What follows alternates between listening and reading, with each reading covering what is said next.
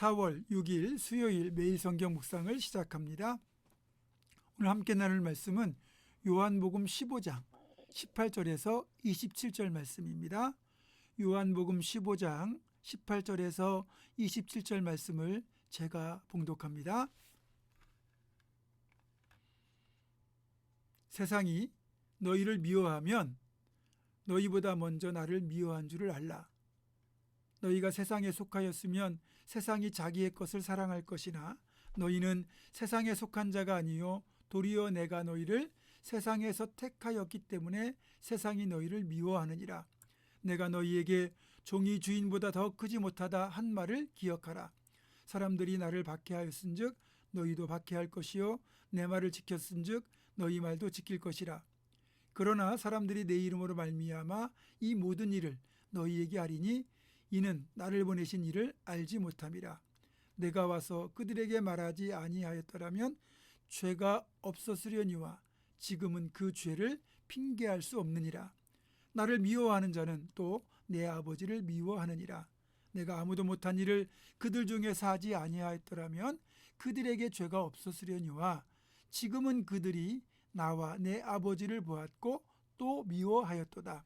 그러나 이는 그들의 율법에 기록된 바 그들이 이유 없이 나를 미워하였다 한 말을 응하게 하려 함이라.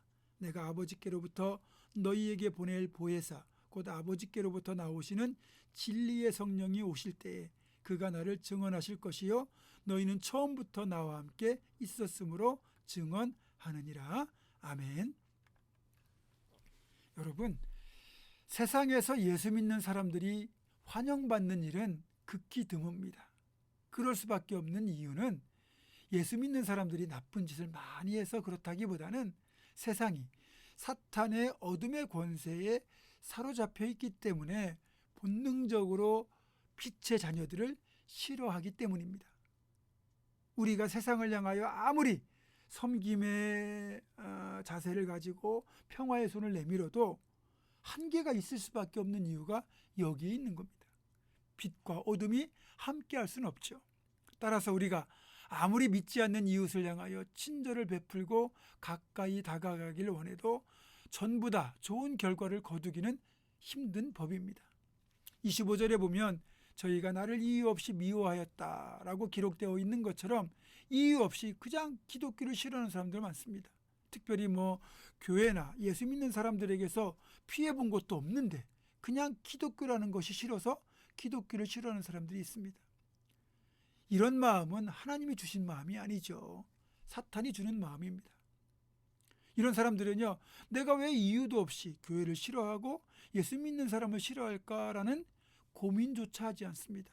그저 자신의 생각에 끌려가고 심하게 되면 아주 강력한 기독교 안티, 반대자가 되는 거죠.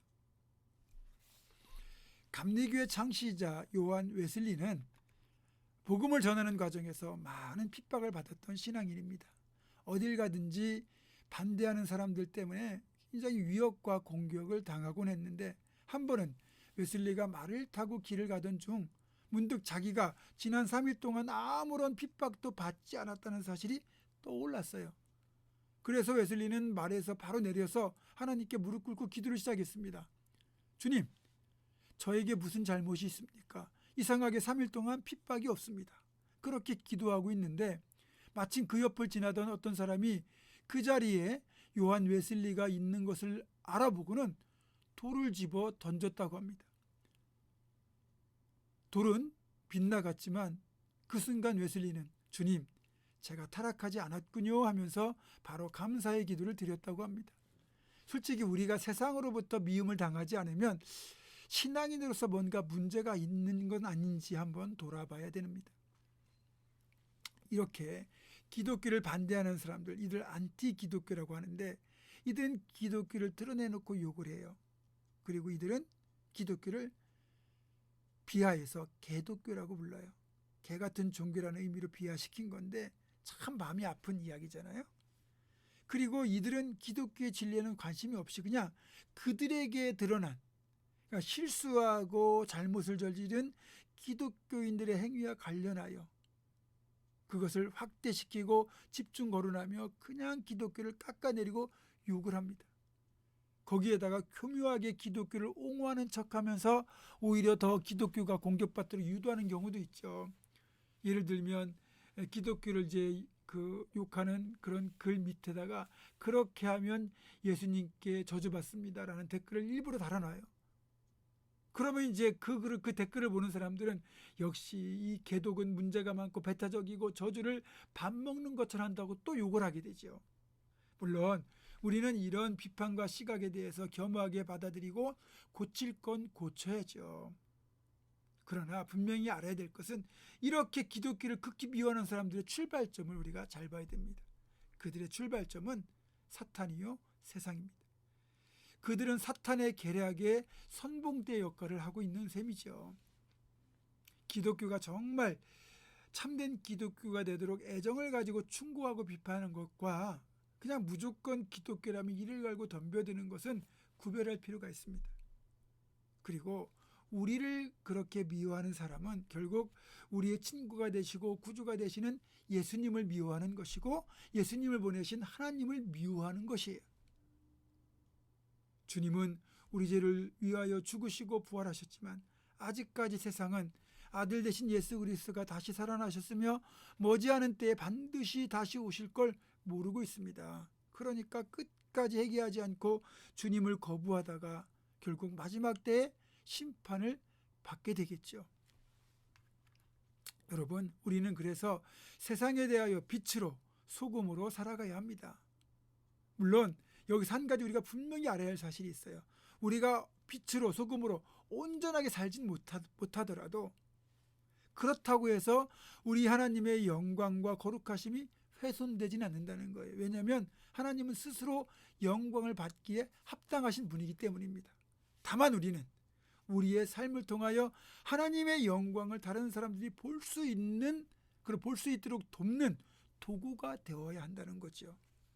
이게 이제 우리의 삶의 모습이어야 되는데 여기에서 우리가 알아야 될 한 가지 기본적인 이 세상의 삶의 구도는 어떻게 되어 있느냐? 선과 악의 대결. 하나님의 자녀인 우리 빛의 자녀들과 사탄의 자식들인 어둠의 자식들과의 영적 전쟁이 날마다 이루어지고 있는 것이 이 땅의 삶이라는 걸 늘 기억해야 됩니다.